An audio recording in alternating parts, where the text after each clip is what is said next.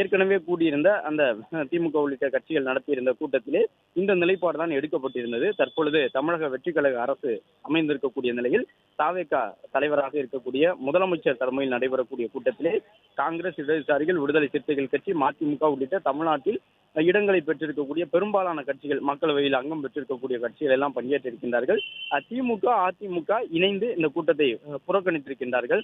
அதே போன்று பாமக, தேமுதிக உள்ளிட்ட கட்சிகளும் கூட்டத்தை புறக்கணித்திருக்கின்றார்கள். ஒற்றை உறுப்பினர்களை வைத்திருக்கக்கூடிய கட்சிகளும் திமுக 30, அதோடு சேர்த்து அதிமுக 4 மாநிலங்களவை உறுப்பினர்கள் என்று மக்களவை, மாநிலங்களவை இடங்களிலே கிட்டத்தட்ட சரிபாதி இடங்களை கொண்டிருக்கக்கூடிய திமுக, அதனோடு சேர்த்து அதிமுகவும் கூட தங்களுடைய பங்களிப்பை இன்றைய கூட்டத்திற்கு வழங்கவில்லை.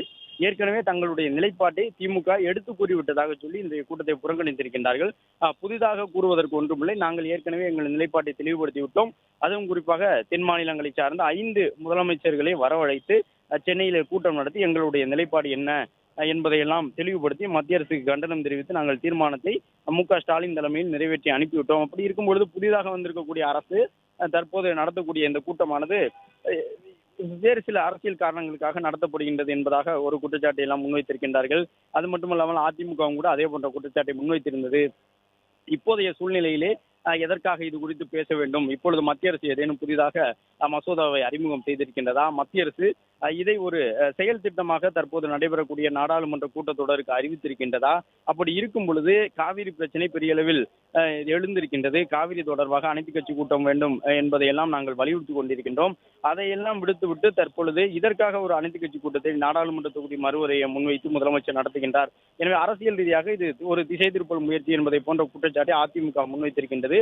ஏறக்குறைய திமுகவும் அதே விதமான குற்றச்சாட்டுகளை முன்வைத்திருக்கின்றார்கள். நேற்றைய தினம் நாடாளுமன்றத்திலே முதலமைச்சருக்கும் எதிர்க்கட்சி தலைவருக்கும் இடையே ஒரு கடுமையான காரசார விவாதம் எல்லாம் எழுந்திருந்தது. முதலமைச்சர், எதிர்க்கட்சி தலைவர் இருவரும் மாறி மாறி பல்வேறு கருத்துக்களை எல்லாம் பதிவு செய்திருந்தார்கள். குறிப்பாக அனைத்து கட்சி கூட்டம் தொடர்பாகவும் காவிரி தொடர்பாகவும் எதிர்க்கட்சி தலைவர் பேசிய பொழுது முதலமைச்சர் குறுக்கிட்டு அதற்கான விளக்கத்தை வழங்கியிருந்தார். அப்பொழுது எதிர்க்கட்சி தலைவரும் பல கேள்விகளை எழுப்பியிருந்தார். அப்போது எதிர்க்கட்சி தலைவர் அனைத்து கட்சி கூட்டம் கேட்டிருந்தார். முதலமைச்சர் மற்றும் மூத்த அமைச்சர்கள் பலரும் கூட எழுந்து அனைத்து கட்சி வேண்டும் என்று கேட்கின்றீர்கள், அனைத்து கட்சி கூட்டத்தை கூட்டுவதற்கு நாளைக்கு ஒரு ஏற்பாடு செய்திருக்கின்றோம், அந்த அனைத்து கட்சி கூட்டத்திலே நீங்கள் பங்கேற்பீர்களா என்று திமுகவை நோக்கி இன்றைய கூட்டத்தை முன்வைத்து ஒரு கேள்வியை மூத்த அமைச்சர்கள் நேற்றைய தினம் சட்டப்பேரவையிலே எழுப்பியிருந்தார்கள். அப்பொழுது எதிர்க்கட்சி தலைவர் எங்களுடைய நிலைப்பாடு என்ன என்பது முன்னாள் முதலமைச்சர், எங்கள் கட்சியினுடைய தலைவர் அவர்களுடன் ஆலோசித்து நாங்கள் முடிவெடுப்போம் என்ற ஒரு கருத்தை எதிர்க்கட்சி தலைவர் சொல்லியிருந்தார். இந்த நிலையில்தான் மு.க.ஸ்டாலினுடன் நடைபெற்ற திமுகவினுடைய மூத்த நிர்வாகிகள் ஆலோசனை கூட்டத்திலே தாவேகா சார்பில் இன்றைக்கு நடைபெறக்கூடிய இந்த அனைத்து கட்சி கூட்டத்தில் பங்கேற்பதில்லை என்ற ஒரு முடிவை எடுத்திருக்கின்றார்கள். எனவே இன்றைய கூட்டத்திலே திமுக பங்கேற்கவில்லை. அதிமுகவும் சில அரசியல் மடைமாற்ற முயற்சி என்பதாக சொல்லி இந்த கூட்டத்தை புறக்கணித்திருக்கின்றது. பாட்டாளி மக்கள் கட்சி, தேமுதிகவும் கூட அதையே செய்திருக்கின்றார்கள். எனவே அடுத்த கட்டமாக தற்போது காங்கிரஸ், திமுக, இடதுசாரிகள் எல்லாம் இந்த கூட்டத்தில் பங்கேற்றிருக்கக்கூடிய நிலையில் அவர்கள் கூட்டத்தில் என்ன கருத்துக்களை எல்லாம் முன்வைத்திருக்கின்றார்கள்? மக்களவை தொகுதி எண்ணிக்கை சீரமைக்கப்படலாமா, உயர்த்தப்படலாமா, அல்லது உயர்த்தப்பட வேண்டிய அவசியம் தற்போது இல்லை என்பதுதான் தமிழ்நாடு அரசினுடைய நிலைப்பாடாக இருக்கின்றதா? ஏனென்றால் கடந்த முறை இதே போன்று கூட்டம் சென்னையில் நடைபெற்ற பொழுதும் கூட பெரும்பாலான கட்சிகள் அதைத்தான் சொல்லியிருந்தார்கள். மக்களவை எண்ணிக்கையை அதிகரிப்பதற்கு இப்போது எந்த அவசரமும் இல்லை, எனவே மெதுவாக மக்களவை இடங்களை அதிகரித்துக் கொள்ளலாம். இப்போது இருக்கக்கூடிய 543 என்ற எண்ணிக்கையிலேயே இந்த தேர்தலை எல்லாம் நடத்தலாம், வரக்கூடிய மக்களவை தேர்தலை என்றெல்லாம் கடந்த முறையை சொல்லியிருந்தார்கள். ஏனென்றால் ஒரு பக்கம் ஒரே நாடு ஒரே தேர்தல் என்ற அடிப்படையிலே மாநில சட்டப்பேரவைக்கும் மாநில இருக்கக்கூடிய மக்களவை தொகுதிகளுக்கும் கூட இந்தியா முழுவதும் ஒரே நேரத்தில் தேர்தல் நடத்துவதற்கான முயற்சிகள் எல்லாம் நடைபெற்று வருகின்றன. அது குறித்து ஆலோசிக்கப்படுகின்றது.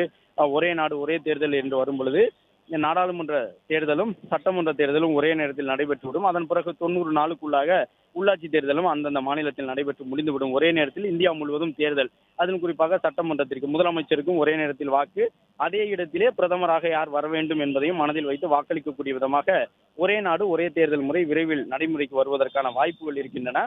அதில் சில சவால்கள் இருந்தாலும் அதை சாத்தியப்படுத்துவதற்கான முயற்சியிலே பிரதமர் தலைமையிலான மத்திய அரசு ஈடுபட்டு வருகின்றது. எனவே ஒரு பக்கம் ஒரே நாடு தேர்தல் முறை, மற்றொரு பக்கம் நாடாளுமன்ற தொகுதி மறுசீரமைப்பு. அவ்வாறு சீரமைப்பு செய்யப்படும் பட்சத்திலே எதை அடிப்படையாக வைத்து சீரமைப்பு செய்ய போகின்றார்கள் என்பது தொடர்பாக இதுவரை ஒரு தெளிவான விளக்கம் இல்லை. ஒருவேளை மக்கள் தொகை எண்ணிக்கை அடிப்படையாக வைத்தால் அதோடு சேர்த்து இந்த மாநில சட்டப்பேரவைக்கும் தேர்தல் நடைபெறக்கூடிய விதமாக ஒரே நாடு ஒரே தேர்தல் நடைமுறைக்கு வந்தால் அது மிகப்பெரிய அளவில் சிக்கலை ஏற்படுத்திவிடும். குறிப்பாக ஒரு 4-5 மாநிலங்களில் முன்னிலை பெறக்கூடியவர்கள் எளிதாக அந்த மத்தியில் ஆட்சி அமைப்பதை. பிளே ஸ்டோர் மற்றும் ஆப் ஸ்டோரில் இருந்து பாலிமர் செயலியை QR கோடு மூலம் பதிவிறக்கம் செய்யுங்கள். செய்திகளை உடனுக்குடன் பெறுங்கள்.